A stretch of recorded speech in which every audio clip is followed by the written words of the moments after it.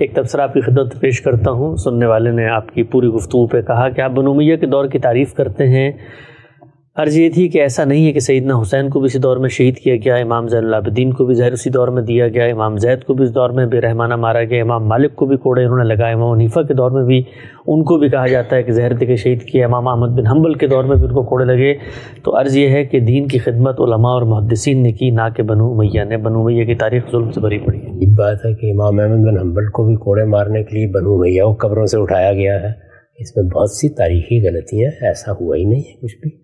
باقی یہ ہے کہ حکومتوں کے معاملات میں جب بغاوت کی صورت پیدا ہو جاتی ہے تو بغاوت سے کیسے نمٹنا ہے، اس میں ظاہر ہے کہ باغی بھی یعنی بغاوت کرنے والے بھی اقدام کرتے ہیں اور حکومت بھی اقدام کرتی ہے. میں سیدنا حسین کے اقدام پر یہ تبصرہ کر چکا ہوں کہ انہوں نے بغاوت کا کوئی اقدام ابھی نہیں کیا تھا.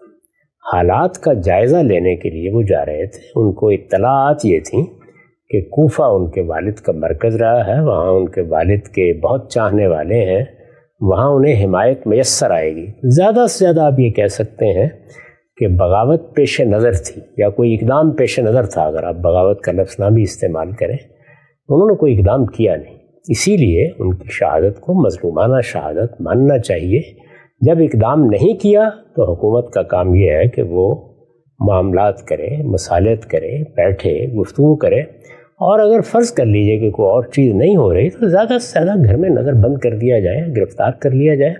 یہ صحیح نہیں تھا کہ اس میں نوبت وہاں تک پہنچا دی جائے. اور وہ یہ واضح بھی ہو جاتا ہے کہ نوبت اس لیے پہنچی کہ ان سے ایک ایسی بات پر اصرار کیا گیا جسے انہوں نے اپنی عزت نفس کے خلاف خیال کیا. جب بڑے لیڈروں کے ساتھ آپ کا معاملہ پڑتا ہے تو وہاں ان کی عزت نفس کا خیال رکھنا چاہیے. اللہ کے پیغمبر نے بھی ہم کو یہ ہدایت کی ہے، انسان بعض اوقات اپنی عزت کی حفاظت کے لیے جان دے دیتا ہے.